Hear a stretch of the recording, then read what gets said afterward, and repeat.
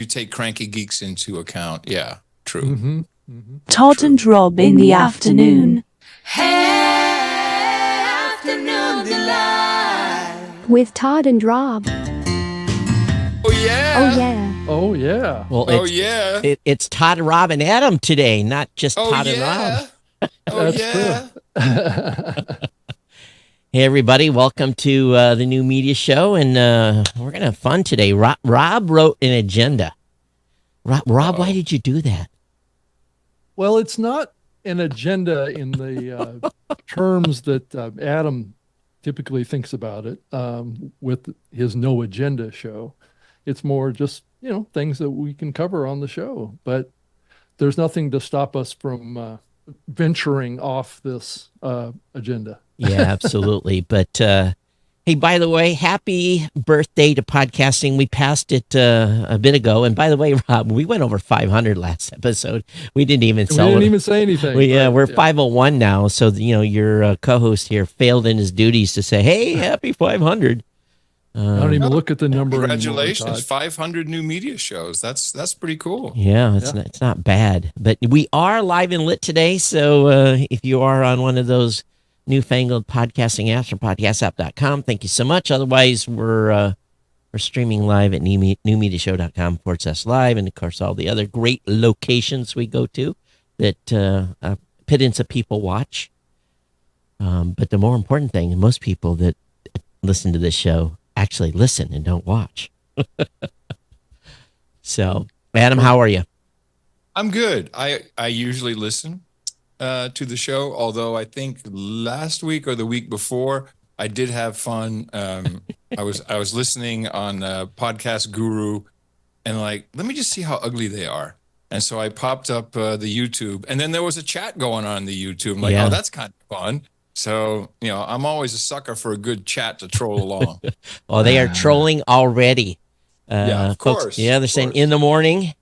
Yeah, so, yeah, absolutely. So it's actually in the afternoon, but we can't steal that one. But anyway, welcome. Thanks for taking time out of your busy schedule. I know that the Keeper has you scheduled full. And yeah. It's a busy life, but she keeps me grounded. She keeps me going. She keeps me social. It's very important that I get out of the studio and do something else from time to time. So yeah, I'm happy, and thank you for inviting me. It's so nice to be back. It's been 2 years maybe since I've been on the show. Has it been that long? Wow, Rob, you have failed in your guest inviting duties. Yeah. Well, I'm always respectful of your time. I know you're very busy and you got a lot of stuff going on, but it's great to have you back.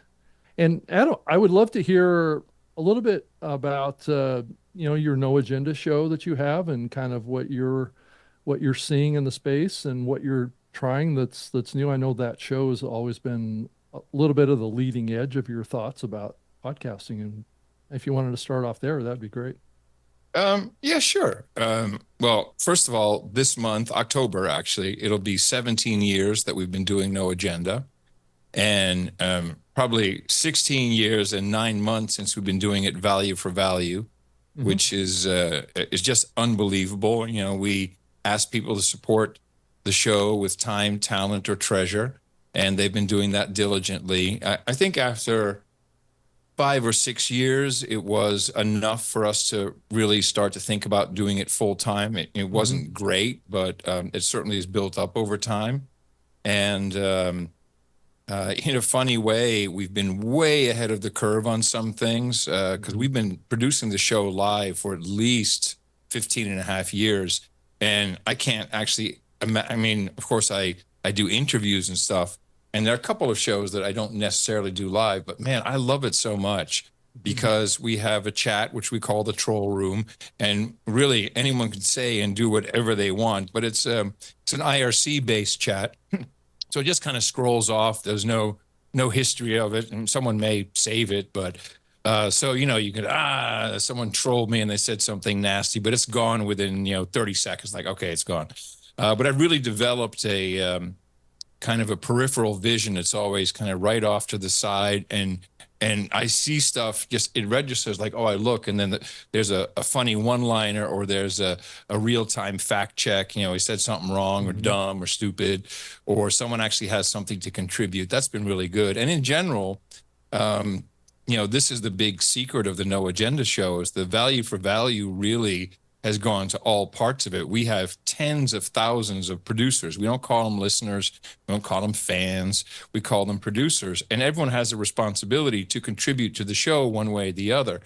And pretty much everybody has one thing they're knowledgeable about, one particular topic or subject, or it's their job. And of course, we saw that during COVID. We had a lot of nurses, doctors, registered nurses, pharmacists, emergency workers, people in military, just all kinds of stuff they were getting firsthand. And so, Boeing's on strike. We got people at Boeing. We've got everything. Someone is in a place somewhere, and we treat our boots on the ground reports with respect. And if someone wants to be anonymous, we can assure that. As long as you send it to me, don't send it to Dvorak, then you're assured of anonymity. And that's really been, the big success of the show, is that it's an ongoing collaborative work. So at this point, people have actually gotten to the level. Can we play? Well, we probably have about 90 to 100 clips for each show. We play 60 to 70, I'd say. Oh, and it's short clips, minute to 2 minutes, somewhere in that range. So there's people who send stuff in ready-made. We have this whole concept of the meetups, where people organize meetups through noagendameetups.com, which we didn't put together, of course. One of our, Sir Daniel, manages that, and he built that site. And there's probably 10 meetups every single week all around the world, where people just get together, and they're not of the same age group or background or race or religion, but they have this one thing in common, which is the show. And of course, as with all good clubs, cults, and communities, we have our own little language. So in the morning, hit him in the mouth, 33, douchebag, spook, spot the spook. I mean, all this kind of stuff, which is normal for any type of community. And so that really creates a bond. And we have some pretty good groups out there. I think of the people in Florida or Indianapolis or in the Netherlands, and they get together regularly, and it's 50 to 100 people at a time, and they become friends. I think there's 1 or 2 marriages have come out of it. So to me, it really proves that, I kind of believe that where we're at now is the future of all media is going to be small, and small dedicated audiences are really the way to go. Thinking you can be the number one this or the biggest that is old-fashioned. It's old-fashioned thinking, because no one can do it. Even Hollywood can't do it anymore. They're trying to be the biggest and the number one streamer and have the best packages, and they're all kind of failing. They're not able to pull it off, because that's just not the way the network operates. And this is something that I think we all collectively saw it 20, 25 years ago, and now it's finally starting to take shape, where, the first thing to go, obviously, is the written word in its many forms. So news by itself is no longer a product. The way they were financing it before was, kind of, what's the word I'm looking for? They all kind of, the news people always thought that people were buying newspapers for the news. No, they're buying it for the classified ads. The classified ads paid for the news. News was always a subsidized product until you got cable news. And, that is now almost wholly financed by big pharmaceutical companies who advertise. So, authenticity is what people are looking for. And they're looking for real voices they can connect to. And that's kind of the spot where we're at. And so when Dave Jones and I started Podcast Index 4 years ago, I mean, I'm just delighted with what's come out of that, because we really created a place where innovation happens, where different types of thinking goes into newer podcast apps. There's still, we've got to get Apple to do it. And I don't buy into that. I don't subscribe to that philosophy. We can have our own apps, and we can have ones that each different show uses, and you can do whatever you want. And that's really the beauty of the original invention of RSS. It wasn't. I was listening to, what was that? Slate. It was like the last Slate podcast. Who I forget who it was, but she had on some English dude who was podcast analyst, and like, well, podcasting, of course they screwed it up in the beginning because they made it impossible to track anything. He's like, yeah, because we weren't thinking about that. We were just thinking about it wasn't the priority, right? That wasn't the priority, and that never has been. And to the credit of RSS, it's bulletproof. No one can really break it. It's here to stay. It's a part of the underpinnings of the entire internet. And it does enable anybody to say whatever they want. And with the advent of the index, you're pretty much guaranteed it'll be there and not at the whim of a Silicon Valley company or Apple or whoever wants to be the on-ramp to podcasting. So in a way, the goals have been achieved and beyond any belief. And I'm just delighted to see that it continues to flourish, and it's still a topic of hot debate and controversy. That means it's still relevant. I saw it's kind of, you're relating to, shows making comments about surviving monetization, got to have a big staff. There was something on X from Alex Goldman. And I'm not familiar with their show or what they do, but I guess it's called Hyperfixed. And he was just complaining about how he's losing money, and, he needs, his day rate is only $288 a day. And I'm just kind of giggling the whole time reading this thing. And he's got a whole different perspective on creating podcasts. And I replied back, I said, just remember, 90 to 95% of podcasts are, maybe even 97% of podcasts are staff of one or two. Well, that's real, and that's really it's been the secret to our success. Not a secret, but that's been key. Is that there's two people who do no agenda. It's me and it's John. Now, because we positioned our audience as producers, we have 10,000 producers, and it's a lot of work. It's like cats. You got to herd them. I have to go through my email diligently, excuse me, every single day because, oh yeah, there's that guy who just sent me 10 emails. One of them is going to be a gem. So you have to, you got to put that work in, but that's really all I do. So it's not all that horrible, and a lot of it's like, check out this 3-hour podcast. It's great. Okay. So can you give me some time codes or kind of where to find stuff? But that's it. I mean, I produce the entire show. John does all the finances and administrative. His wife, Mimi, does the taxes. We pay his daughter, Jay, to manage the spreadsheet, which it's a tedious job, and of course we have, when you support the show cumulatively up to $1,000, you become a knight or a dame, and you get a ring. That's a lot of hassle to just do that fulfillment and make sure it works perfectly. And that's it. Those are our costs. I mean, and it's just a pass-through LLC, and we were doing it on a handshake for 12, 13 years until the IRS said, what are you guys doing exactly? So how does that work? So then they said, you got to put it into an LLC. So we literally have a 3-line LLC document. And that's been it. And I think we've just been fortunate to have found each other. And, we have a couple things in common. One is we don't really like each other that much. So we don't talk outside of the show. We're not friends. We're not buddies.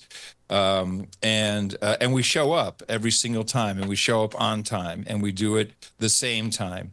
And we really are consistent. And then the one thing people always miss, and this is a very important piece that John does, is we have a newsletter which goes out the day before every single episode that we record that goes live, to remind people in their busy lives that No Agenda is coming once again. And yes, we're reminding you to support it. It goes back to even deeper, your guys' production cost is your time. That's your production cost. Yeah. And then you have the additional support of the team. So when people say, I don't have budget for production, I'm like, sweat equity, baby. when I was building Blueberry and running a show and working a job, I worked 18, 20 hours a day and didn't sleep. People would say, how'd you get all that done? Sweat equity. That's what you had to do and grind. And, and this guy's complaining about not making enough money. He's only making $18,000 an episode. And I'm like, what's the problem? That's not bad. 18,000 an episode. Yeah, Yeah, that's pretty good. That's pretty good. And I'd take that. And then I'm like, I'm thinking as a hosting provider, and I brought out this up a couple times recently. We have not raised hosting prices since we introduced it in 2008. People in the early days bitched about the $20, the hosting cost. Man, they just screamed bloody murder. So now we are this many years later, and the cost hasn't went up a penny. Our costs have went up. I had a 13% increase in, health insurance this last year. We ate it. We didn't raise prices. And why didn't we raise prices? We can't. There's 25 companies that are out there trying to, keep customers. So, cry me a river. It's like I do a show. Rob and I do this show. We grind, and a lot of it's but with everything, Todd, Yeah. and we saw this with blogs early on. People like, oh, I just publish a blog and I'll make money, and I'll just do a podcast and I'll make money. Right. And the podcast industrial complex has, of course, supported that vision. Like, oh, you can make money and you just get enough people and grow. Sorry to say it, grow your show, Right. and then you can have ads, and then everything will be great. You can quit your job. I mean, I've been through that loop. I've been through the quit your day job loop. When we started Pod Show, we had a network of podcasters. We set them up. We had, I think, 12 or maybe 14. We created LLCs for them. We gave them varying degrees, but between $50,000 and $75,000 a year, just as a guaranteed minimum income, and then they could grow that amount based upon their success. And even that we couldn't make it work. It's just there's so much that is wrong with podcasting and advertising. Yeah. It's really it's just not an easy fit. And we're seeing some of that now. it is a situation too where people forget that creating content is not necessarily the easiest thing to do. You have to work at it. And that's why we see such high failure rates, is because shows say, "Oh, I'm going to do a podcast," and they give it 5 episodes and they bounce. And they don't realize that to create great content is good. And if you're Oprah, you can have 1 million people listen to you immediately. Doesn't guarantee they're going to continue to listen, but Rob can probably attest to that, having worked at the shop that had all the celebrities. He's worked at every shop. That's we're right. talking about. He's worked at every hosting company. He knows where all the dead bodies are buried for sure.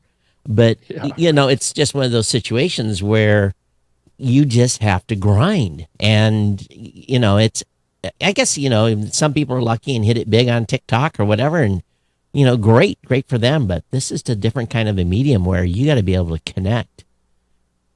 You got to connect right here. Because it's an interesting time.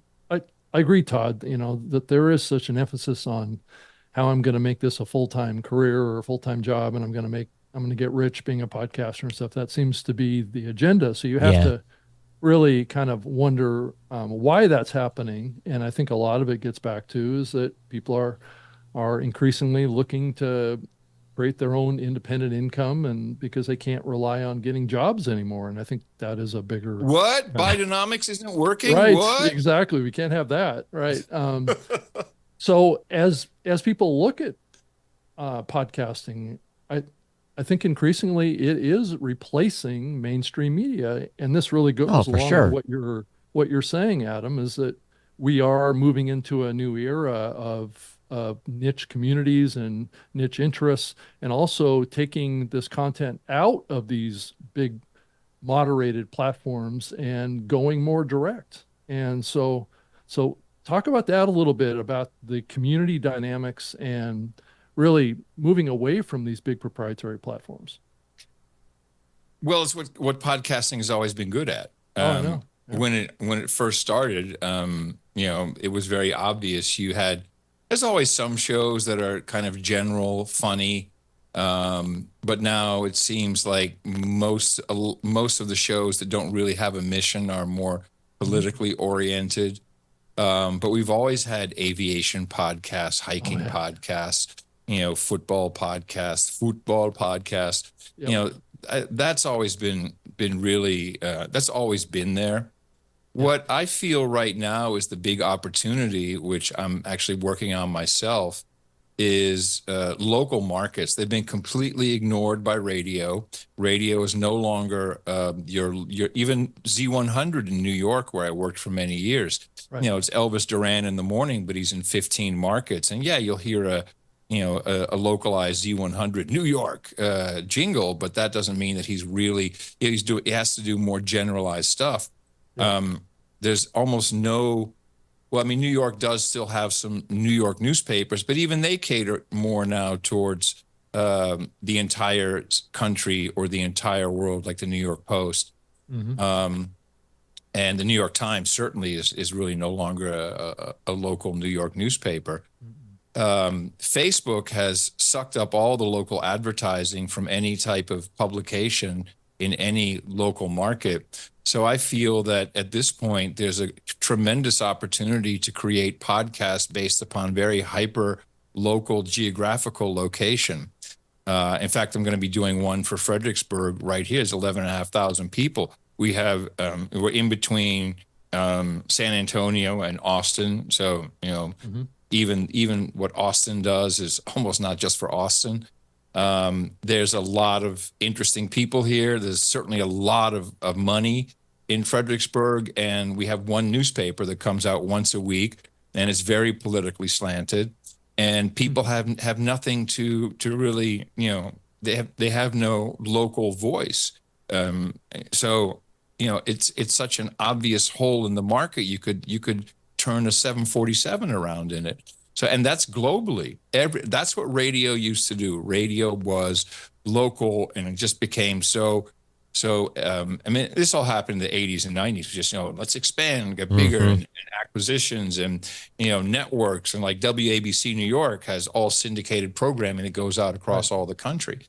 So, and AM radio is in essence going away, although Congress is desperately trying to keep it in, but in cars, but electric vehicles have a real problem with static. I mean, it's basically like holding up a hairdryer next to your AM radio, so that they're not quite sure what to do and how to do that.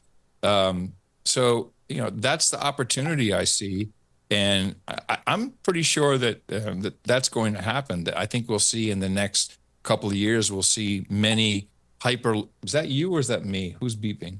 It might be me. Okay. Many hyper-localized podcasts that will be thriving because local communities will support it, whether they're supporting it with donations, or I can certainly see if I'm here in Fredericksburg and, if I have 600 people listening and there's 600 people that matter, I'm pretty sure Vaudeville down the street is going to say, why don't you do an ad for me? And I'll do it, and I'll go there and eat and tell everybody what I thought about it. So, it seems like we can get back to that, and that's a big opportunity. But also people want to be a part of it. So we need to go back to how do people interact? How do they get their voice heard? So whether that's direct feedback on a chat, which you can read live, or even having people call in. I mean, we're going back to that. Nothing is new. It's all been done before. It's just a cycle, and we're coming around. And luckily, we're able to do it because it's so, thanks to companies like Rode. I'll give them that plug, although they've never even talked to me or ever sent me anything at all for free. It's outrageous. I've always purchased everything from them. I think they've made it very accessible for anyone to kind of get started. Talking about the local thing, I was in the dentist's office recently, and I didn't even know my local town still had a newspaper. And there was one laying on the counter there. Of course, the dentist's office, that's where you're going to find it, right? 3 pages, a weekly 3 pages with what happened in high school. And, and I'm thinking there's about 25,000 people maybe that reaches. And I'm thinking, wow. And of course, no one reads a newspaper anymore, not local for sure. So, I think there is an opportunity. And, Rob Greenlee has been a big fan of local podcasts for years. You've been waiting for it, Rob. So you should be excited with Adam's got cooking here. Yeah, I really kind of always felt this way, that this is ultimately where we would head once we reached a certain saturation point of podcast listeners, right? That this would unlock. And I thought it was interesting not to draw kind of a political slant to what's happening here, but I did notice that George Soros purchased 220 local radio stations here in the last week or so, which I thought was a little bit counter to what a lot of people would expect, right? And I think it was really interesting. I think he bought it from Odyssey, I think was the network. And it does kind of point to maybe a little bit of what you're talking about here, Adam, is that the network is shifting to driving local communications more and not so much exclusively these national syndicated kind of content on the radio. So this is kind of a radio play that may be playing out. And I mean, how do you see it playing out? I mean, if you think about what George Soros did, which seems contrary to where most of the investors are putting money. Actually, they're pulling out of Radio. syndicated radio, not putting money in, right? So is there a contrary kind of view on this? And it sounds like you're kind of, sharing that. First, the headline is George Soros buys 200 radio stations. Okay, that's not exactly the story. It's not. Okay, good. The Soros hedge fund, which as far as I know is really now run by Alex. George is barely alive, so we can probably, leave him to. He doesn't need to be the boogeyman anymore. It's now Alex, who's probably worse. But they bought up Odyssey's debt. So they bought up $400 million worth of debt. So they collectively now, I think, control 40% of the shares. That doesn't mean that you immediately have control over the programming or that, some evil Soros genius is sitting, they go, stroking the white pussy, ha, ha, ha, and now we will make it all liberal content.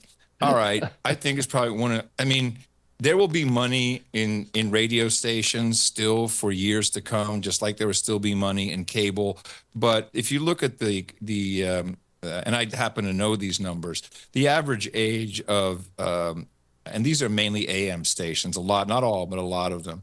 The average age is 74, and they are going to ride their audiences into heaven. So, yeah, it's probably a good deal on paper because you can squeeze some money out of it. I think, if anything, they'll probably sell off bits and pieces of it. But, even the church ladies text group, like, oh my God, hair on fire, Soros is going to control the airwaves. No, today's millennials and Zoomers are not listening to the radio at all, Not at all. at all. And they're listening to podcasts. They're getting their media from other places. If anything, they're kind of turning away from some of that as well. The real place is you need to be in everyone's text groups. That's where all the real communication takes place. So this is a typical, buy up the debt cheap, and there's going to be a restructuring, so they're going to have to sell off stations.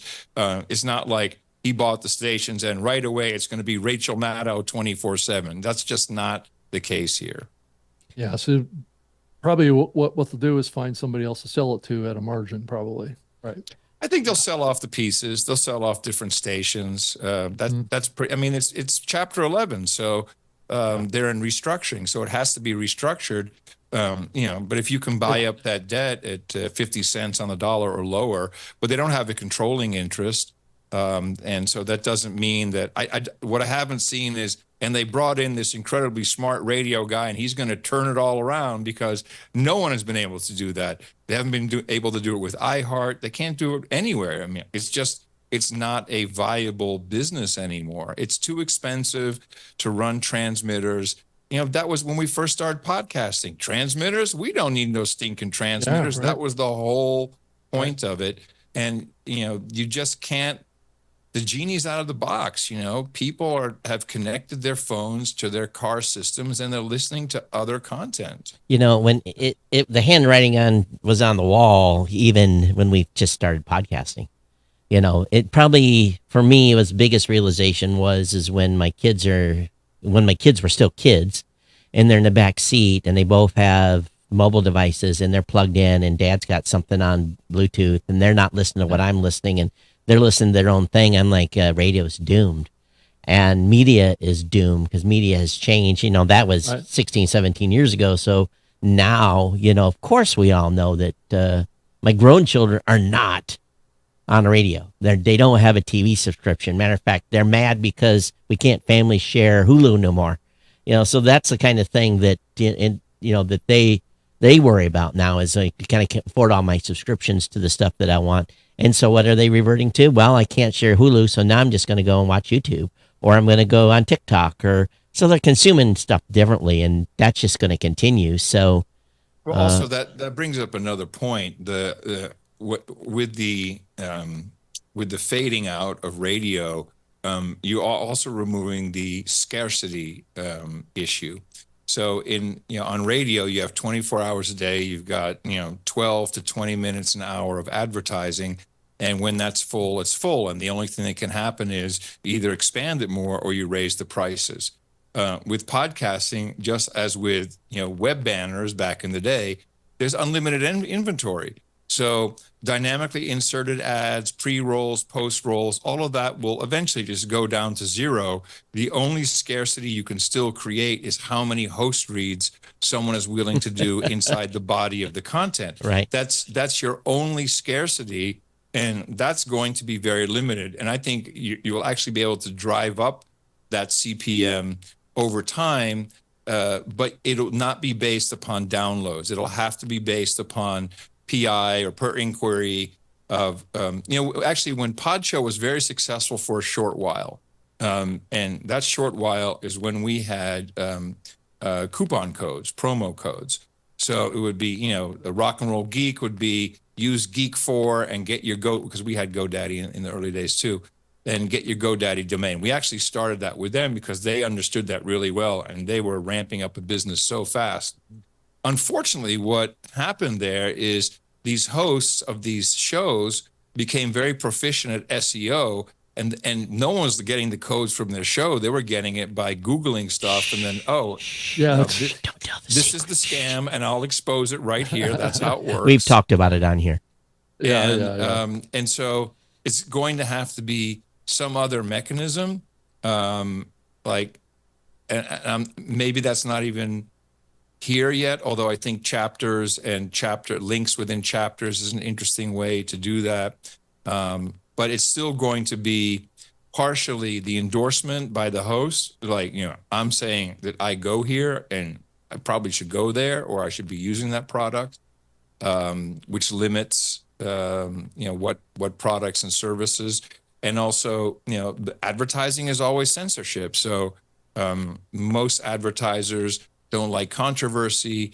So again, it's a very tough fit, but the actual mechanics of scarcity are gone with the internet. It just doesn't exist. How much inventory do you want? We'll make more. Right. It's what's funny, Adam, is speaking of GoDaddy, when they came to me and said, hey, we think you should have a landing page for GoDaddy.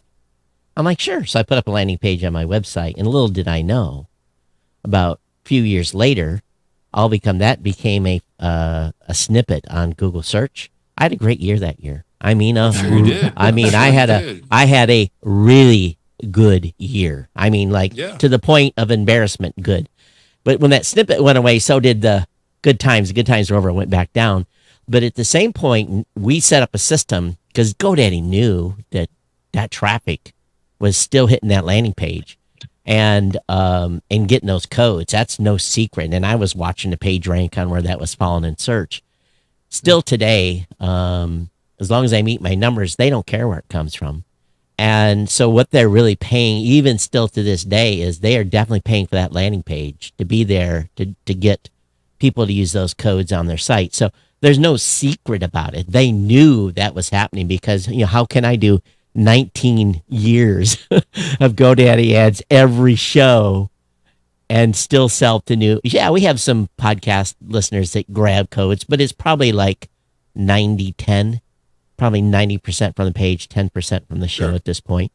Sure. So, that's a given, but that was a very, very good year that year. I got that snippet in Google, but and everybody knows that game. So yeah, but the DR codes, and here's another thing too that work but still won't be done. And we've been talking to people like I got these 500 shows that will make a great one deal. And I know we don't want to talk about advertising. I want to use one promo code for all 500 shows, and they won't do it. It's like the Three Musketeers, one for all, right? Basically, we all live and die together, and they won't do it. They want to cherry pick the shows they're really performing. Little do they know the collective total number of reads using the same promo code is going to really be successful. But you can't teach them nothing. They know everything. So meanwhile, 90% of podcasters of the 35% that still want advertising are never going to get it. Not until something changes. So.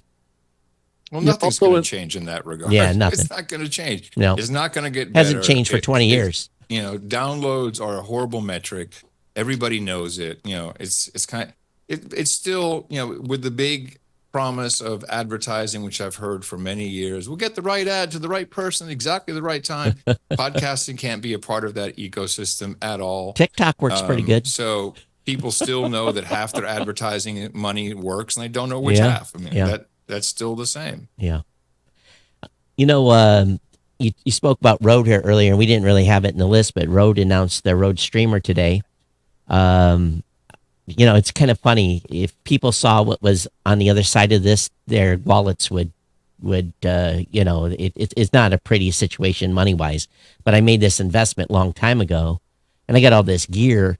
Essentially, the box that I have that was really probably, I got some upgrades, so it didn't cost me as much, but maybe $35,000 worth of gear is now in a box at $11.95. We'll do everything that the box I have right down here, and it's been that way for a while with a variety of different tools, but it's amazing. This company that owns this now is that market that was selling to me is gone, because as soon as that machine goes belly up, I'll throw it in the junk pile. I'll never come back to their company because of this change.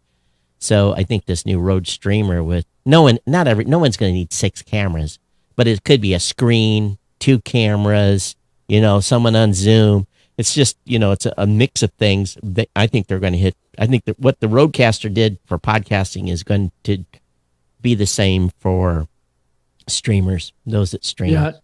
Yeah, Todd, and to be clear, that's $1,195. Yeah, $1,195. $11. Yeah. 95 cents. Yeah. That would be a steal. But most people didn't know they had a little streamer box already that I've had for more than a year that I played with. It's kind of cool. They just took it and went, they expanded it and took everything. I must say, it came out yesterday. I immediately went to the user guide and looked at everything, and I get immediate gadget envy. I'm like, if I was to build something that would do this is exactly what I'd do. Absolutely. Just like the Rodecaster Pro 2, I will say, that finally hit all of the marks. And it is exactly what I would. In fact, I tried to build it, couldn't make it work cost-wise. It's fantastic. And for a moment there, I even had the I could do no agenda, and I thought, yeah, come on, join us. Come on, not every book needs to be a movie. Come on, it's like no. It was just pure envy. I'm like, oh man, I got to set up cameras and switch, and does a lot of interesting stuff with the auto switching, and it basically has a whole Rodecaster Pro built into it. Fabulous. I wonder actually how well it will do. Well, I'm glad they did it. I'll let you know in about a week. So you ordered one. My B&H rep says, Todd, this was the subject of the email. Todd, you need to check this out. And I had already read it in podcasting news, from Cridlin's article, and then this popped in from B&H, and I'm like, oh, there goes $1,195 plus tax. So it'll be here on Friday. I'm going to take it with me to the Philippines. Fantastic. I'm sure it is. I'm sure it's great, but or it'll be not great now, but after 5 updates, it might be great. and I'll just get into it so we can get it out of the way, because of course we have to have the video conversation, because That's where I this was is the just new about to media go, Adam. show after all. Um, um, I understand the obsession of audiences wanting to see how something is made, because for years you could really only listen to radio. Again, not every book needs to be a movie. I really am a firm believer that it's much more exciting to listen to something and imagine, or have your own mind's eye, your own mind view of what the people look like, what they're wearing, what they're doing, what their situation is. It has always had longevity. You can multitask.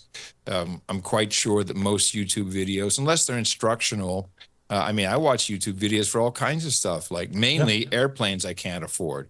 Like, oh, it's only 150 grand. Look how fast it goes. Uh, so Living I look at vicariously those, through the screen, top right? five turbine airplanes you can't afford. Like, Right. okay. And of course, or if I, for instructional stuff is fantastic, or looking Yep. at, older television, there's all kinds of stuff that's good for, but I think interview shows, I can see the appeal of being able to watch. I just don't think it's all that, I don't think it's quite as desirable as people think that it is, or Mhm. that the advertising industrial complex wants you to believe it is. It's inherently dangerous to build your audience on any kind of platform. Not my monkey, not my circus. It's like, oh, um, so it's none of that's a good idea. It goes against the entire concept of RSS, and um, there is, of course, a universe of TikTok videos and YouTube, but it's a very different type of experience. And I'm not at all concerned about this incessant need to go to video, other than and it was kind of fun to watch James Cridland say it out loud the other day in Pod News, like, what? Wait a minute. They only care about the money for tracking ads and all that stuff. It's not about actually people wanting video.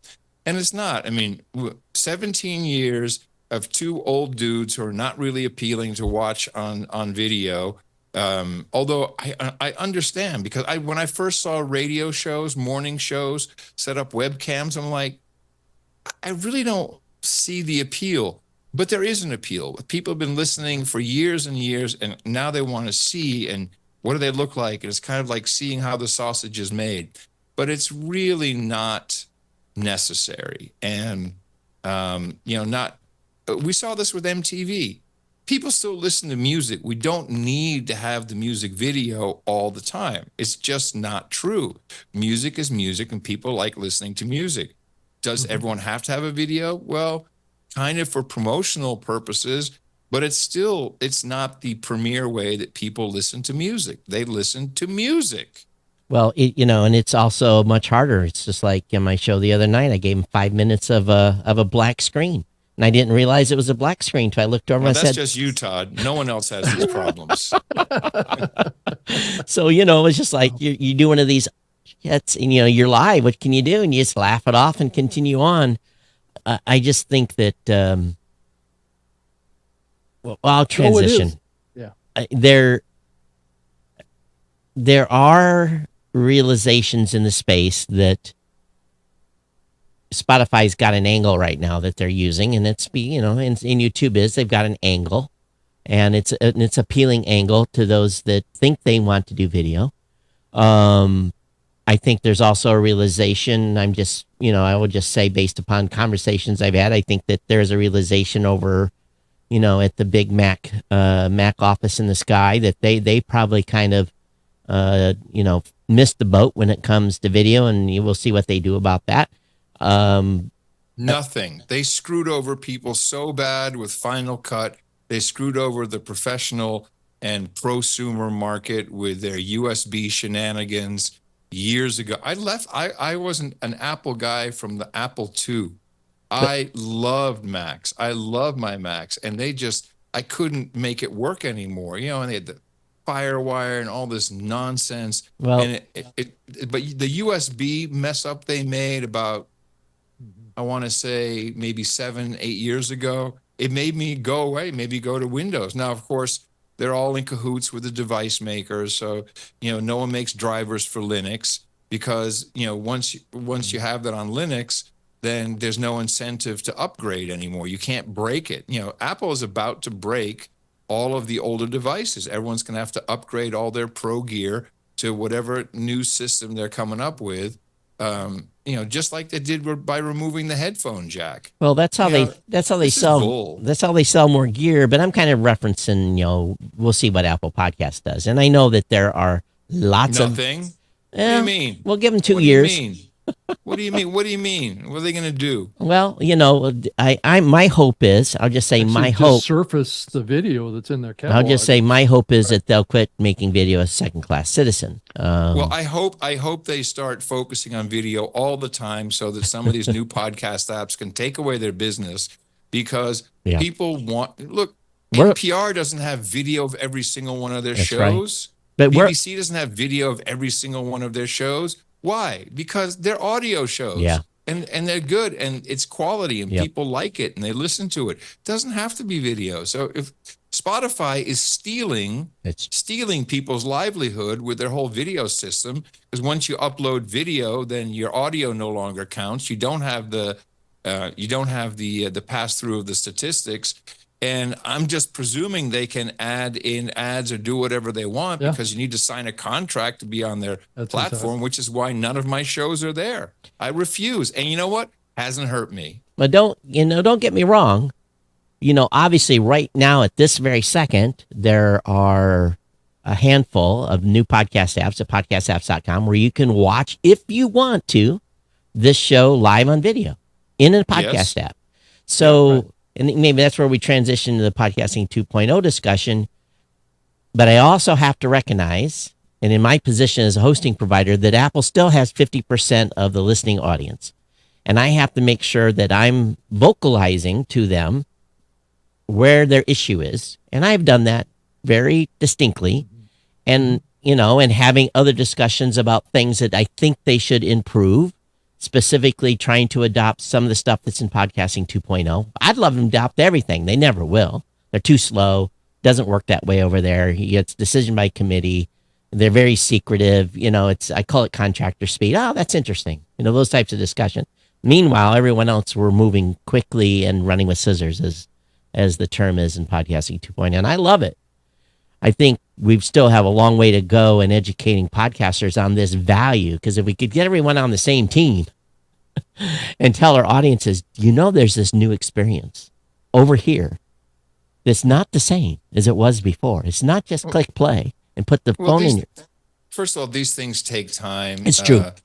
The main thing I'd like to see now is I'd like to see podcast apps make use of the funding tag. Yeah. And display that more prominently because, just removing the steps of going to a website or going to Patreon or going to PayPal or whatever it is, just having a click here to donate and, make it clear to donate to the show, maybe with words, instead of, something that's buried deep. I'm looking at you, podcast guru. That would help. The streaming sats and boosts and boostergrams, we're now in the process of Dave Jones and I have really been working pretty hard on getting a couple companies to make it very simple. And the main thing is for app developers, they're trying to make good apps and to implement all kinds of, things with wallets is complicated. So we're looking at something as simple as an OAuth connection. So you'll be able to connect Zebedee, you'll be able to connect Strike. There's some pretty decent information in the market that PayPal is going to be enabling Bitcoin send and receive straight from fiat. So, there will always be an element of Bitcoin, like it's got to be in sats, it's got to be, we've got to be whatever it is. But ultimately, if you just say, connect your bank to this app like you do Venmo Cash or App any or other whatever. or Yep. Cash App, and then just send $1 or $10 or $100. The fact that it runs through the Lightning Network and can be divided into very small payments is just a benefit that no one really has to know about. So, like Bitcoin itself, this is very, very early. It'll never work with fiat. You can't do it with the fees and all these hassles. But having podcast apps through an intermediary functioning pretty much like Venmo, that's on the way. Yeah. That's coming. And that, we'll see the integration happening in the next couple of weeks, and it'll really start to roll out broader as more people learn about it and it becomes easier. And ultimately, it's the podcasters. The podcasters have to tell their audiences what they want them to do. It's that simple. Yeah, that's a good transition here, Adam, about, how to manage your community, right? And to foster these kind of things. And then You got to threaten them constantly. right. Right. And how to actually do that in the context of what's happening. This is a very evolving kind of methodology that you're talking about, but it does dovetail to what you're talking about building these niche communities and building support from the community and the individuals that are in the community, and less dependent on advertising, right? I think ultimately that's kind of where the trends are moving towards. Is I'm not sure that advertising as we know it today is going to survive. I think it will. I think some fundamental changes have to take place. Okay. I see a future for brands to create their own networks. I'm Right. kind of waiting for that to happen, where a dog food brand has a network of dog podcasts, and they work with them in close collaboration, not just throwing host reads out there, but there's a lot of things you can do from a brand perspective, and it'll take some investment. But I think that's a distinct possibility, and we need to. Sadly, I think we just need to remove advertising agencies. They're really they're the bottleneck. They're really a big bottleneck in this process. Yeah. I agree. Yeah. And to some degree, we've seen that, Adam, to a certain degree too, with the brands taking on creator type of partnerships, or But that's the usually done through an influencer, agency. right? Well, I mean, like my contract that I had with StreamYard is an example of that. I created a show on their channels in support of them. But I think what you're talking about, Adam, is maybe creating kind of a network of shows that isn't necessarily tied specifically to them, but is more independent, but has an alliance with them somehow. Is that what you're talking about? Yeah. I see it kind of like almost like an MLM, but more like Avon, where there is an affiliation. I'm not sure exactly, but some marketers are people who have product, know their audience, they know how to reach them, and they're smart. I'll never underestimate how smart marketing people are within brands, because they really do know what works. That's because they're always testing stuff, right? Yeah, I mean that's their job. Usually they start pretty small and they know who buys their sneakers and they expand that. And then in general, we're going to see a disintermediation of middle management in the world. It's time for that to happen. We have mid-level managers creating memos with ChatGPT, and mid-level managers on the other end taking that, putting it through ChatGPT to get the synopsis. I mean, this is the insanity that we've gotten down to. Everything has to streamline. So too the advertising industry. I think it's time for a rewrite of the rules, and that'll happen. But what's not going to happen is podcasting is not going to deliver any data to you of any value. It's just not. Can you create scenarios where people actually buy product? Yes, I think you can.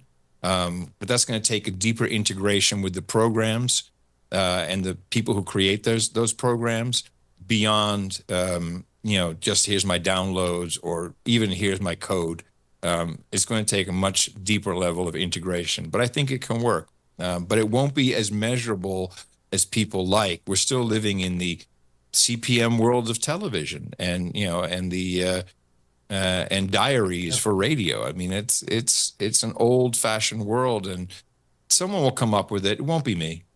You know, the whole model now, you know, if you think about what YouTube and Spotify have done, it's just a marketing ploy, because they're taking all that content, they're not giving anything back, they're getting all the analysis on those listeners, they're reselling to them, they're selling that data downstream. And that's where the money's at, is in the bodies and the information. And while they'll always have that, because they have the app Scale. that tracks the client, the login, and you've already agreed to terms of service, I think there's an opportunity, and something I've been looking at, and I really can't go into too much detail. I hope, Adam, you may be getting briefed by the individual soon. I don't know if he's reached out to you to give you a demo, but I think we can take back the information.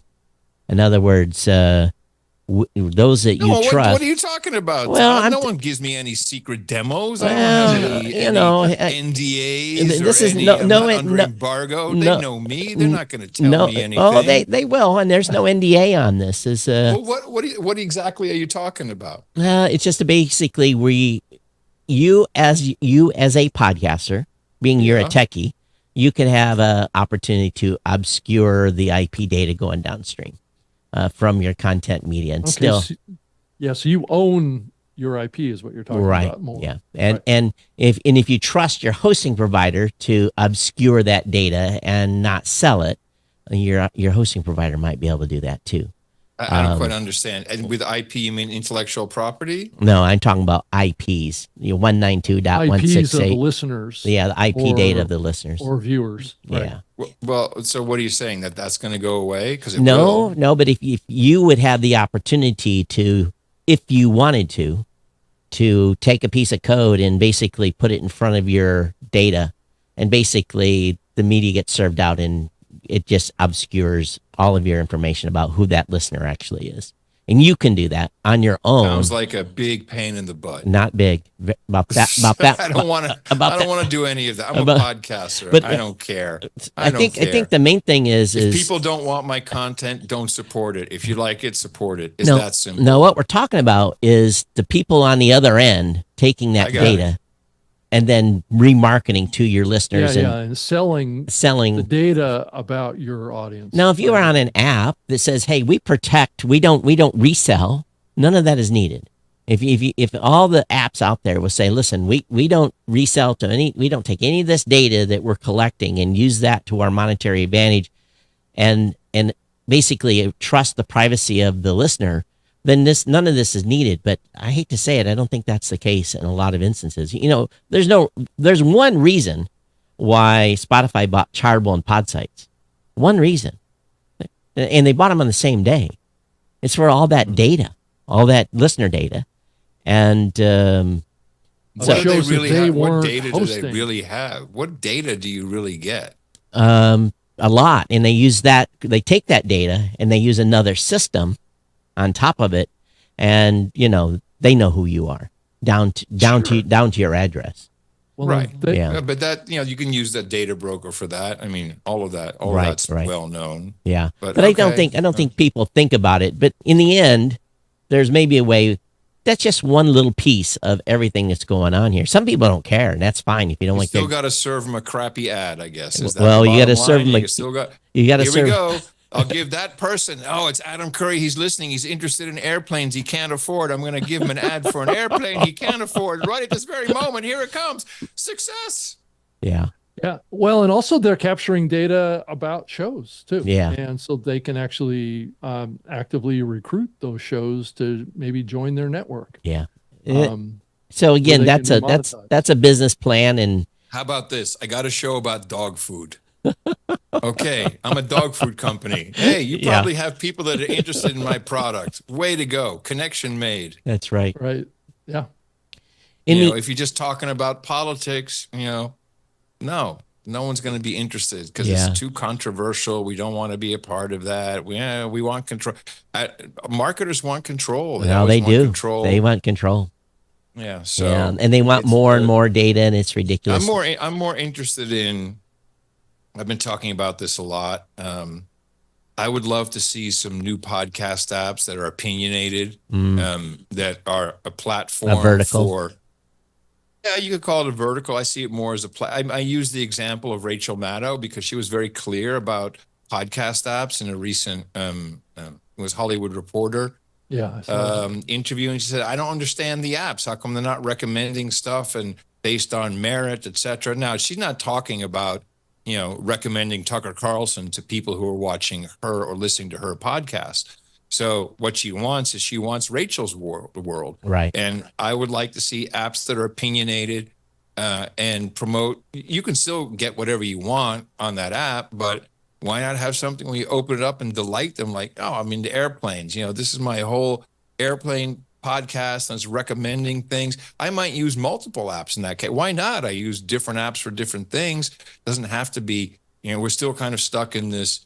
I've got to be the app for all things. Well, you're just an inbox. You're not really impressive. It's just an inbox with some features that I may happen to like. There's a bottom line level of features a podcast app has to have. Things that Google still can't seem to figure out with their Google podcast on YouTube.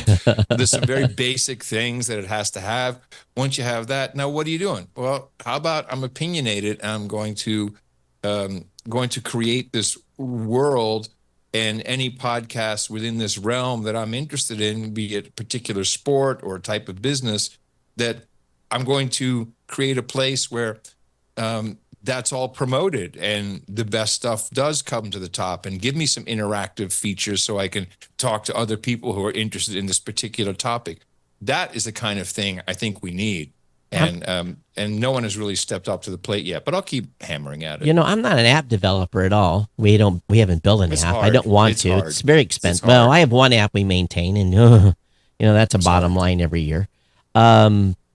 But why not? The current apps could do this. They could say, "What is your topic preference?" And if it's sports, click sports. And But what I'm saying is, forget that. That's genres. Yeah. What do you know That's about? being done I'm an now. app developer. Right. I have some interest in something. yeah, Do that. Something you really know something about. Maybe it's just about technology. Maybe make it simple. Maybe it's about PHP programming. Whatever it is, and curate that and make it something that's delightful to people. You'll get more people who will value your app and will, I believe, support you monetarily to keep it up than just a plain old inbox that, okay, I can sort it by genre. Here's another list. Here's another list. And here's another list. People are so hung up on not using their users' data. Use your users' data to give them more of what they want. But it really only works if you're doing it in a specific area, because it's just, we can't all afford big servers in the background running, analyzing every single user. Go after one particular group. That's right there. Rachel Maddow is saying, I want this. Give it to her. that was the goal of what we did with MyCast, but we made it so that the individual could curate their list. And it was no different than just having a custom RSS feed. So nothing fancy there. No, but it's it would be nice though to maybe, and of course I don't know if you want to tie it back to RSS because it's not a user experience. It would be great, but maybe have an app that would morph, that RSS feed could morph on what was recommended. There's 20 ways to spin this, but because I don't think you want to have an environment where you have to have like a million different apps out there for every topic. Or although I would love a tech There's app. 100 million apps. Why not? Sure, that's true. It's kind of a bottleneck with these big tech companies, though, right now, right? Of actually getting What do you published and getting them approved. Then and just all this do stuff. one. Do one. Right, and then have, like Todd said, have it morph into being that specialized app based on the user, right? No, I think that's too hard. That's not what you're talking about? No, I think it's too hard because you're not going to delight do something that you know about. Create an app that highlights things that you as a developer know about or whoever you're working with. Do one thing and do it really well. Just one sport. Pick one sport. There's not a single topic you can't think of that there aren't thousands of people. Like, oh, this podcast app, this does only left-leaning political content like Rachel Maddow. In fact, we promote Rachel Maddow every single time. And here's all of our other NBC buddies. And here you can get in here and talk about things, and talk about your Rachel Maddow world. That's what I'm talking about. And maybe do it per show in that genre, give them an opportunity to have a world, but give the podcasters a reason to say, use this app.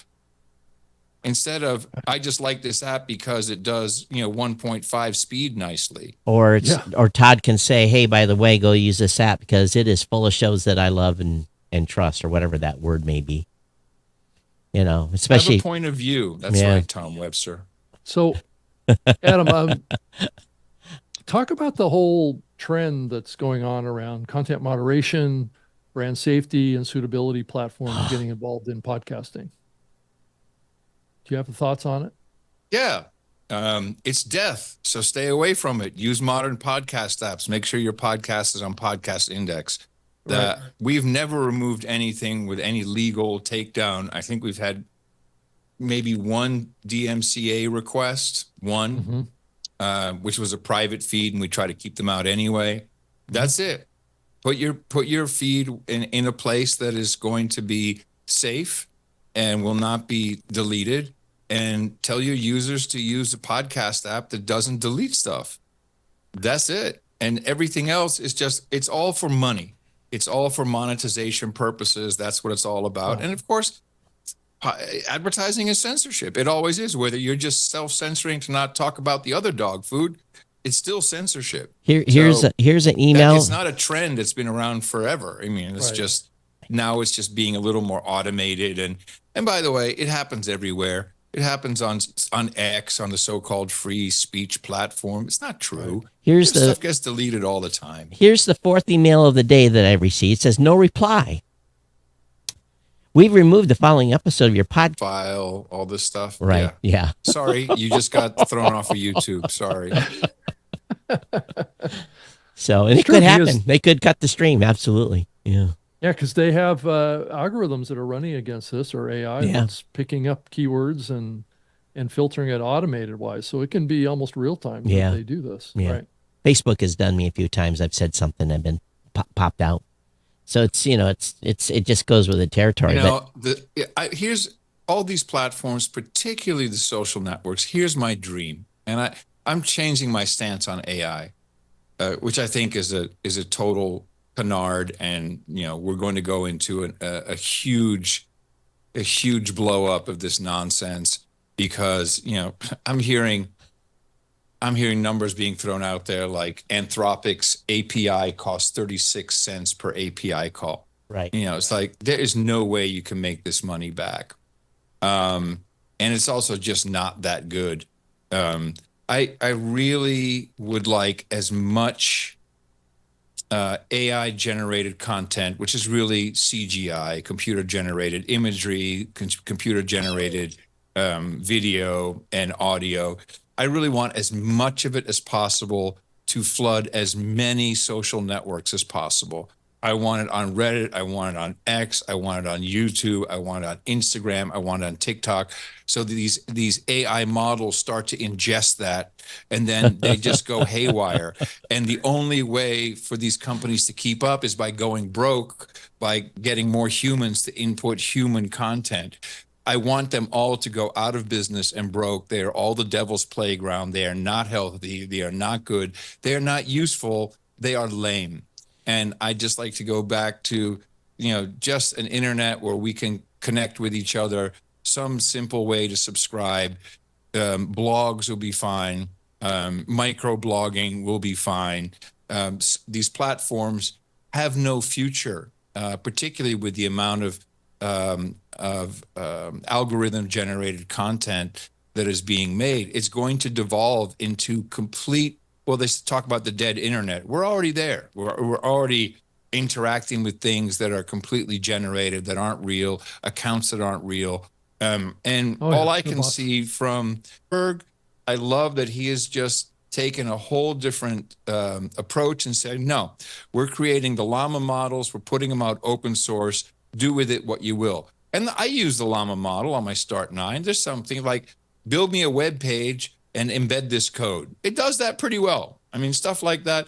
find me scripture from the New Testament that has this topic. It does that pretty well. Not much else. Everything else is kind of disappointing, or no, it's disappointing. I think what's really going to ultimately happen, we can debate what's going to happen in the next couple of years, but what's really going to happen, what's already happening, is that Google can't afford to allow LLMs, AGI, or whatever to exist in the state on Google.com, because all of a sudden, the only way you get found, well, the only way Blueberry gets found is I either have to write a check on SEM, which maybe that's what they're hoping for, or the language model, you got lucky enough for them to recommend you, because no longer will you be found in search. Search is ultimately going to change, and that is going to destroy what little can still be found today when you're trying to find a local business. You know, and if Facebook makes a logarithm change, that'll be gone. So businesses are the ones that are in deep trouble here. Creators are too. They'll all be advertising on the local podcast that I'm setting. Well, then that might be the model, because I go back to what I've said on this show before. Say what you will about YouTube and say what you will about TikTok, but at least when you're watching, at least till today, when you watch something on YouTube, don't get on one of those voice generated ones that are crap. But what you listen to on a podcast and what you watch on YouTube, if you know that it's not AI generated, can be trusted. Now, the question is, when does that line match up? I don't know. But, I think that at some point we need a flag. Of course, who's going to honor the flag? It says, hey, this was created by real people, with organ matter between their ears, versus a ChatGPT script. They're already putting links into output now. So yeah, of course.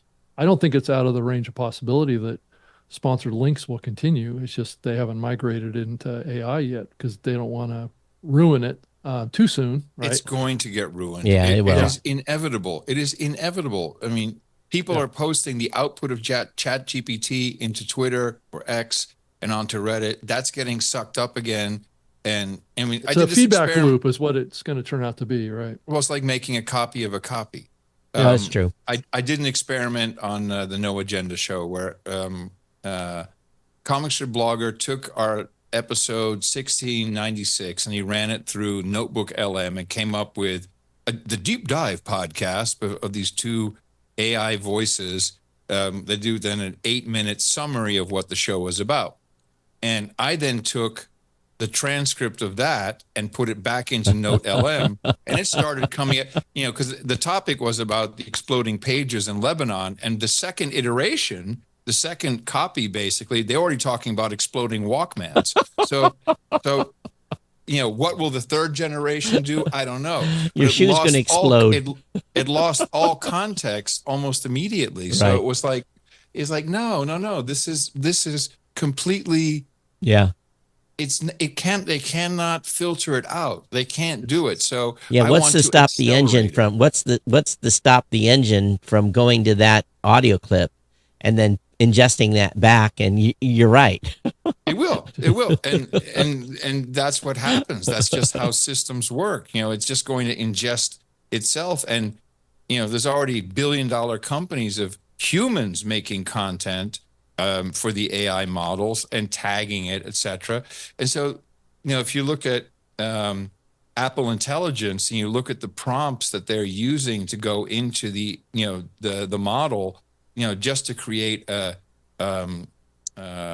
some video of your photos, it already has in there, do not make it political, racial, sexist, et cetera, et cetera, et cetera. So it's all going to be bland. It's all going to be real nonsense. Real because if they don't, then the thing that's what happened with Tay. Remember that bot that they had?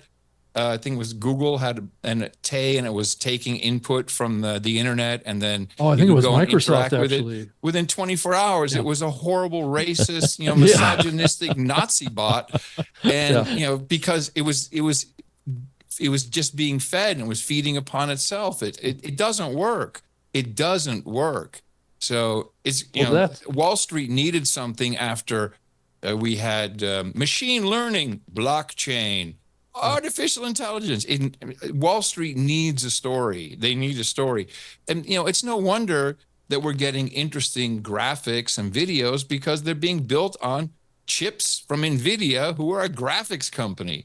So, yeah, it can do that. That's what it was always doing. But we'll see how close it gets to anything really useful. Yeah. And again, well, go ahead, Rob.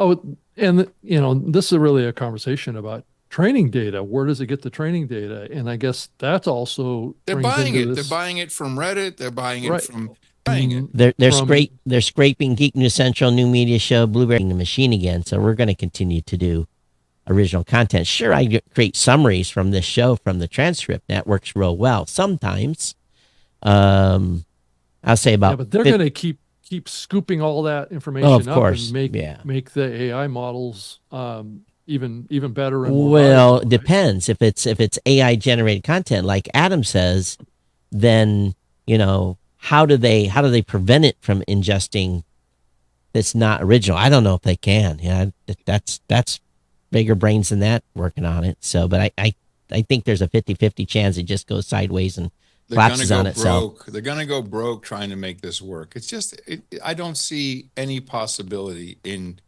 one laws of thermodynamics to work. I was at a AI conference, and I was told that every ChatGPT request takes one bottle of water to cool the chip or chips that were used to get that query. So yeah, we don't hear about that anymore in the No. climate change conversation. No, do not we? at all. No, we don't hear about that. I wonder why. Because it's money, man. It's money. It's hundreds of billions of dollars, and a nickel's coming out the other end. Emily says, can't tell us how they scrape our data. Well, it's very simple. They hide their user agent. They download they read your web page. They probably download your audio, make a transcript if you don't have one already, and they gulp it in and do whatever they do with it. So, Well, I'm sure that all the big social platforms are selling that data to other platforms. well, you So- hear about these deals all the time. New York Times made a deal, because they had lawyers enough to sue them to say you're gonna. I think they still have a lawsuit, but yeah, I don't know. We'll see where it goes. But I think real voices with real intention, with real stories, with common sense stuff. But here's the problem you're going to run into, Adam. All of a sudden, all your sources that you get for all your producers out there, all of a sudden they're going to start running into this crap, and they're going to be saying, "Hey, Adam, I saw this article." And what if it was AI generated? Then you got to discern. You have to make the decision: is this junk or is this real? And you're going to have a harder time building your agenda for the show, making sure that you're not being fed bullshit. No, we get fed bullcrap all the time, and we've always received videos where it's just cut a little bit tight, and like, oh, that's interesting. I wonder what the full context is. But the producers we have, they're sending firsthand experience and experiential knowledge. That's different than a news story. That's true. I mean, I don't need to spend 10 minutes online to get the stories of the day or whatever people think is interesting. Now, what we do is we dissect and we deconstruct media, which is more fun because it's just easy to. It's just more fun because you make fun of people. Yeah. You make fun of idiots. So that's really what we do. We're not a news show. We don't try to be a news show, but we do. Specifically, we're probably more important now than ever to spin people down from, just like I've seen the story and it's been repeated many times about Soros is buying the radio stations. Yeah. Well, you just have to even read the articles to understand what is going on there. And that combined with some radio professionals who reached out to me, and I can create a pretty decent story of or analysis of what's really going on here. But just put ... Soros ... and you've got half of the country freaking out, even though the guy's a zombie by now. It's like it's not even George Soros anymore. Stop. Right. Before we run out of time, Adam, where you think podcasting is going? Also, we've got a lot of stuff. We've done 30 some new features, and I'm calling them features so we don't want to get too technical and tell people tags because their eyes are going to glaze over. We've got 30 some new features in RSS now. What excites you most about the stuff you and Dave have been talking about on what's coming next? What can we look forward to? Well, as we discussed, I think specialized podcast players, local content, the combination of those two, I'm pretty excited about it. If I can ever get Dvorak to complete his mission, by the way, this is the Curry One Beta 3.1. Oh, nice. I'm on the list for the gold copy You of get the that. gold version. Yeah, Yes, you get absolutely. the gold version. Get rid of this which thing will be here. very competitively priced. I want to get gear into people's hands at a very low cost. I love Audio Sigma. Thank you for introducing me to Fernando. That guy is it's amazing. I love what he's making. Me too. Hands down, it has better sound and processing, easier to manage than the Rode. I mean, it's really, really outstanding. It doesn't have everything that I like because we have a kind of complicated setup. But even with that, I could probably do the No Agenda show. It's really, and the price points are coming down to where, you can really get things into people's hands. I just want more. I'd like to get people doing more flip a switch, go live. I think that has a big future in podcasting. That's pretty much also what the Rodecaster video is saying. It's saying, stop with all these ISOs and creating a timeline with, 10 different sources and switching. And, let's stop with the editing out the uhs and the ums. Please stop using AI to do all that. Just be authentic voices. People will migrate towards authenticity. I see your little fancy switcher. People will migrate towards authenticity every single time. And for content they really want, they will beg, steal, borrow, do whatever they have to do to get it, including listening to crap audio on a web page if that's all they can do. So we can make things easier. We have all the technology. I believe that RSS will be with us until we're no longer here. It's a great distribution mechanism. Not great for the advertising industry as it envisions itself now. And I'm not trying to, I've given up on trying to shoehorn that into anything. It's fantastic. I hope that our hosting companies stay in business for a long, long time. By the way, thank you, both of you, and Blueberry and the boys and girls there, and all the other hosting companies. I could mention them all, but they've all contributed. They have really kept the Podcast Index project running with some runway should everything keel over. So we're very, very happy about that. And it's an architecture that should be with us for a long, long time. And it just routes around all the noise and all the nonsense. That's what's beautiful about it. So educate your listeners, educate them on podcast apps they should be using and why. And I would say what I always say on the No Agenda show is use a modern podcast app. You get alerted within 90 seconds of publishing. You get an alert that it's up there. You don't have to wait several hours because most of the good hosts are using Podping. You have a multitude of exciting features like chapters. Transcripts, of course, is something that our group pioneered. Apple adopted that, which is fantastic. But I think the cloud chapters, which can be crowdsourced, is very exciting.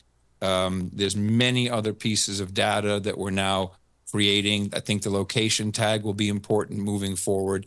There's a lot of things. We're still kind of stuck in an inbox mentality of what a podcast app should be. We'll get out of that. Some creative people will come in and just do something completely off the wall. There's frameworks you can grab right now that are open source that gives you the basics.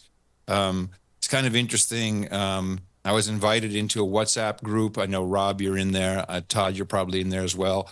And I'm very silent. I'm just lurking. I'm like, this is the same thing that happens over and over and over again. There's nothing new. Yep. It's the same conversations. I'll stay in it because it's interesting just to see it happen. But what's really going to come out of it? Well, I don't know. Nothing really. I mean, we need to run with scissors. We need to be creative. We need to be nuts. Yep. We need to come up with nutso ideas and throw stuff against the wall. And all the elements are there. All the pieces are there. The only thing that's holding us back is ourselves. You know, Creativity, right? and I'll just take a second here for all the podcasters that are listening to this today or watching, whatever, however you've tuned in. If you care about this thing we call open RSS and podcasting, if you care about that, and if you care about your livelihood to continue for the next 20 years and for not these monopolies and these gatekeepers taking over, and you want to have a little control and have a say, that's the most important part, have a say, the first thing you should do is go over to podcastindex.org and get your checkbook out. At the very bottom here on the webpage, there is a place where there's a PayPal donation link. Oops. So Sorry. you go and you hit that and send some value back to Adam and Dave so that we can, because all the cash goes in a kitty to keep this running in case Adam gets hit by a bus or Dave or whatever. We want to make sure this thing continues. At the same time, also make copies of the index. Make another system that runs it. Make a backup. It's all there. All the data's there. It's all open. Anybody can do whatever they want. Just keep it going. Keep it alive. We were beholden to Apple. They were the default on-ramp to podcasting 4 years ago. They're no longer that. They just aren't. And I'm delighted to see that Overcast is waking up. And it's hard maintaining a big app, so it takes time. Now they're going to be stuck in their inbox model forever. Someone new coming into the space. Oh, I said space. They can literally come up with something that is very specialized for a target audience, and you will succeed. You will succeed if you do that. I guarantee it. The top program makers are asking for it. They're asking for this type of stuff. and for those of you making a ha-ha reference to my checkbook, come on, you know what the analogy is. Then get your PayPal account out. Hey, I still use checks. I love checks. Yeah, I love checks. Yeah, I write one a month. Do you know that 40% of No Agenda's income is from people who send checks? That's beautiful. Mm-hmm. Wow. Yeah, because some people don't have accounts. They might be that. It's no processing costs. Yeah. Very little, like a couple pennies. People send cash. People send gold. And soon we'll be taking Bitcoin finally. And if you look at the app section of the website, you can see who's participating. It's not Blueberry. You've got a whole bunch of podcast hosts in there. RSS.com, Buzzsprout. It shows everyone that's involved in this ecosystem. And there's a massive list of stuff that you're probably not even aware of companies that are trying to help you as a podcaster make this industry go our own way. And we have to remember in 2004 when Adam and Dave when Adam came up with this idea, and then Dave dropped it into what the hell was his blogging? Well, actually, Radio Userland. Yeah, I pitched them on the idea in 2000. Wow. And I flew to New York and I said, "Here's what we need." And he told me to buzz off. And I came back the next day and I said, "No, let's do this." And he put the enclosure into RSS. We were using it, sending QuickTime videos back and forth for 3 years, longer than 3 years, had 9/11 in between. And it wasn't until I saw the iPod that I made the connection. Right. So it really has been 24 years since the enclosure element came into RSS. It didn't click until I saw the iPod and went, that's a radio. I was like, I get it. That's a radio. And I'm not here to do rehash history, but in 2005, we gave up. The podcasting space gave up. What did we give up? Innovation. We let Apple take over in July of 2005. The innovation stopped for how long? Until what year, Adam? Did you guys come back in and kick Podcast Index off? And I'll take some of the blame for that because I didn't really realize, because I remember the first disappointment when, so it was very, Steve Jobs flattered me, man. He invited me to a personal chat and everything. And then he introduced the integration of podcasting into iTunes and, played the daily source code. Was fantastic. But if you looked at it, even from day one, all the content on their homepage was NPR, BBC, PBS. I was like, so and they were the directory. And really the reason why is because they had the one-click subscription. We were still telling people to find the RSS feed, right-click, copy, go to your podcast application, because we didn't have apps, paste in, go to your subscribe, paste in the feed, and hit OK. Whereas today, another podcasting 2.0 group invention, episodes.fm, which Nathan Gartright put together. I mean, when I send out a link to my podcast, I send an episodes.fm link now. And if you go to podcastindex.org, you find a show there, you'll see a little green icon. You click on that, and it opens up this entire list of everything you can play it in, and you select it. If you want, it will always select that one for you. And we've solved a huge problem, something that we should have solved in 2005 or 2006. Instead, we found, we were arguing about Atom versus RSS and all kinds of other nonsense. And it's just like when we introduced subscribe on Android.com to make it easy to subscribe on an Android app. No one adopted it. You know why? Because Blueberry did it. We can't let Blueberry have any credit for this. So, we turned. I kind of agree with that. And that's fine.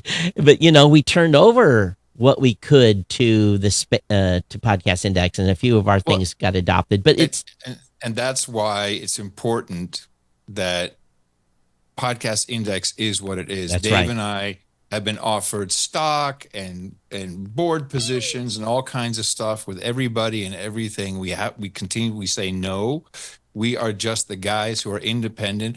I was very touched. I was asked to be part of the Hall of Fame commission, and I said no, thank you very much. This is actually how this show came about. Rob said, well, you don't want to do that, but will you come on the New Media Show? Oh, okay. And it's truly because we can't be seen as anything but completely independent of everything and everybody. We're there for RSS. We're there for podcasting. We're there for innovation. We're there for picking people up when they fall down, the scissor puts an eye out. That's what we're there for. So before we get out of here, 16,000 sats came in from Darren O. He says, no checkbook here, but I have lightning. Thanks for the show. That's how instant feedback works. 1,701 sats from Mike Dell. YouTube died right when we were talking about some censorship stuff. 1,701 sats from Mike Dell. Hi, Adam. Go podcasting. So we want to thank you that provided some value back via sats today, and those of you stream sats too. Adam, we could go for 3 more hours here, dude. I know you. I wanted to throw one thing out before we go, Todd, is as we've seen over probably the last 6 months to a year, is kind of a stagnation in new content creators coming into the podcasting medium, as we've seen the shows publishing active episodes kind of trail off a little bit, maybe stabilize a little bit that we've seen here more recently. But is there anything that you're seeing or that you think could be done in the industry right now to reinvigorate the interest in creating a new podcast, Adam? Local. That's all I got. I'm a broken record. Do something about your school, do something about your community, do something about your church, do something about your Boy Scout group, your Girl Scout group, same thing these days. Do something for local geography, for your local community. It's a wide open space. It is completely wide open. I think there's money in it from community support or from local advertising. I truly believe that. That's where I advise everybody to focus right now.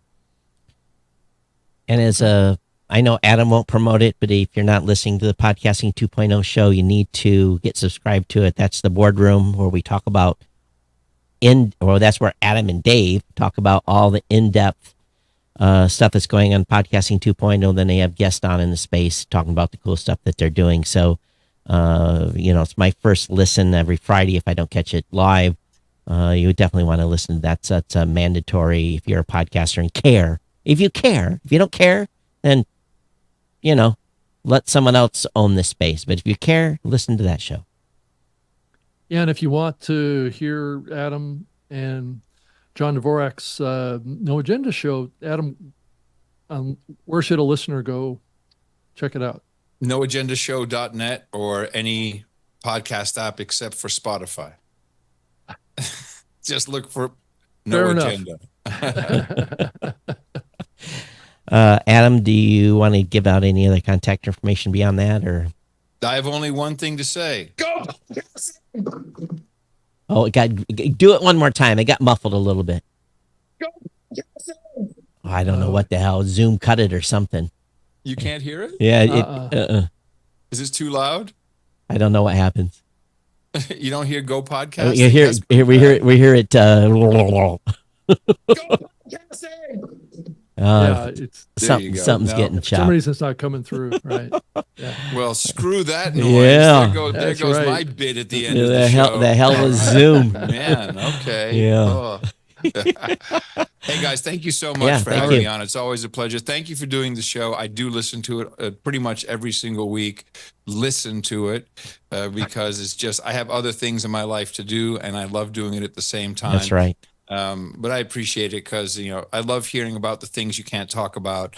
It always gets me very excited. Yes. I had one of those meetings this week, so I'm sure you did. Yeah, I'm and sure it you and did. it again, it was with people that were important, and I kind of, how should we say, I lectured for 30 minutes. All right. Thanks, Adam. Appreciate you coming Okay, on. And take care, guys. All right. Thank you. All right. Thank you, chat room. Bye-bye. Thanks, everybody. so, Rob, wow, you went really widescreen. Yeah, I did. Yeah, so Super wide. no, probably no way for me to fix that. I don't think. Anyway, well, like I said, we could have talked to Adam for another hour or two. Oh, of course. Yeah, there's a million things that we could talk about. That's for sure. So, yeah. Yeah. What say the rest of you? Who should we have on next? Who should we have on next? Did you get the opinion Adam does not like AI? Yeah, I think My I think opinion. in a lot of ways he's actually it's true what he was saying Yeah, about AI and the dangers of it, and where it may be leading us is into just not clarity, which is what I was hoping that AI was going to bring to our world and to podcasting was, number one, the truth, and number two, more clarity that all of us have towards what's happening in the world. But I'm not sure that's going to be the outcome here. I think it's just going to be more of the same, more kind of confusion and incorrect information because there's people putting thumbs on the scale and trying to control the information that comes out of this stuff. I think the way we looked at it, and I wrote up a piece about it here recently, we're really trying to be responsible and constraining outputs that we're getting in, at least at Blueberry and our AI, to exactly what's in your transcript, so that and so far it's not running home to mama and putting, but who knows, it could change tomorrow, things could go sideways. I think if you have specific tools and specific use cases, it's fantastic. I've been doing some stuff recently that, if nothing else, made me go, I never thought of that. And sometimes it gives you ideas. You're like, that's as stupid as they come, because it's like, it's not. I asked it like a question, like a moonshot question recently. I said, give me a moonshot for this. And then what it came up with was like, well, I don't have $1 billion to build what it suggested for a moonshot, and so, but I don't know. I think it's going to be interesting time, especially 2 years from now. It's really, if we ever hit level 3, then if it really works at level 3, if it works, it's going to be life changing for everyone. But yeah, I don't know what's going to happen to all of us on the web. I think we're all screwed unless we put our foot down and build our brand. I talked about it in a previous show, and for those of you that haven't been here recently, your brand is going to be very, very important, and who your brand serves, who loves Yeah, and I've been hearing increasingly people saying that, really all of us need to be thinking about our personal brand. That's right. And what authenticity of connection that we bring to the market that is outside of AI, right? Yeah. And that's going to be the value of human contribution in the world, is going to be our ability to connect with other humans at an authentic level. And the big question I have in my mind is, what does that mean for our connection with AI? How do we partition that away from the influence on our ability to be human Yeah. is really where the battle lines are going to be drawn. AI is not And going to replace humans. Case in point, I'm hiring right, 4 people right now in specific right. areas. Mhm. And, but it will definitely change. Some of those positions in 2 or 3 years might be able to be done by an agent. Time will tell. Or someone that knows how to manipulate the data coming out of the agent so it doesn't sound like it, anyway, we'll see. We'll see where it goes. Okay. There was 150, 200 things. So I want to thank Martin, Emily, Darren, everyone that made comments today, Jennifer, Dead America, everyone that was in the chat. There was just too much stuff going on. You guys had a good time today. So thank you. The chat is saved so that you'll be able to go back if you want. Anyone that's listening to this later, you can look at the chat that happened on the YouTube channel. Rob, I'm sure your channel's been busy too. So lots of Eileen, and just looking back here. So thanks everyone that's been here for the show. And of course, Adam's a big draw, and appreciate Adam coming out. I can be found at geek news at gmail.com, at geeknews at geeknews.chat, on Mastodon, at geeknews on X. Yes, I'm still over there and active because I'm a nerd. And I can think for myself and sort through the stuff that the crazies are talking about. Rob, how about you? I can be found on X too, and I think X is a glimpse into the various extremes in our culture, and it's if you can moderate your emotions and just ingest it for what it is and not get too caught up in it, I think that's the key. But I do think it's a glimpse into the complexity of our society and our world today. And if you can handle it, I think it's good to keep an eye on it. So I'm over there as well, and on all the other social platforms. And I have a website, robgreenlee.com, and this show has a X account as well. It's NMS Podcast. Yeah, NMS podcast. Right. And I don't think anything else. If you want to send me an email, you're certainly welcome to. It's just robgreenlee@gmail.com. We'd love to hear from you, input about the show.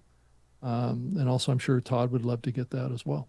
If you are a Blueberry customer, we are headed for a team, basically put our heads together. We're going to Jensen, Florida, Palm Beach, next week, and we are going to be head down and strategizing the next 12 months of what we're going to be doing at Blueberry. We're talking marketing, we're talking AI, we're talking everything. So 16 hours of contributions of no email, no answering the phone, basically working together to come up with some ideas for Blueberry customer. And you have a bitch, complaint, suggestion, whatever it may be, feel free to send me them over there. And that's real easy, Todd at blueberry.com. Otherwise, Rob, I will see you in 2 weeks. Now, here's the dealio. Our next show on September 9th on October 9th is going to be my 2-year anniversary in podcasting. Oh, okay. So 20-year anniversary in podcasting. And I am going to be doing a special 20-year anniversary Geek News Central that night as well. So you'll get two bashes of it. If you're a GNC listener, you'll get me talking about it on the next episode we're able to do together. Then you can tune in about an hour and a half later and get another run of it. So by that time, you'll be sick of me if you aren't already. So, put that on your calendar. October 9th, show up here, same time, 3 o'clock Eastern. We'd love to hang out with you, and we'll be able to get to the chat room a little more. And then Adam loves to talk, as he's obviously a great narrator in the podcasting space. Yeah. All right. All right. Well, thank you. Thanks for joining us today. It's great to do another show and do a show with Adam. Yeah, it was fun. So everyone, thanks, and stay subscribed. newmediashow.com. Okay. Take care. Bye-bye.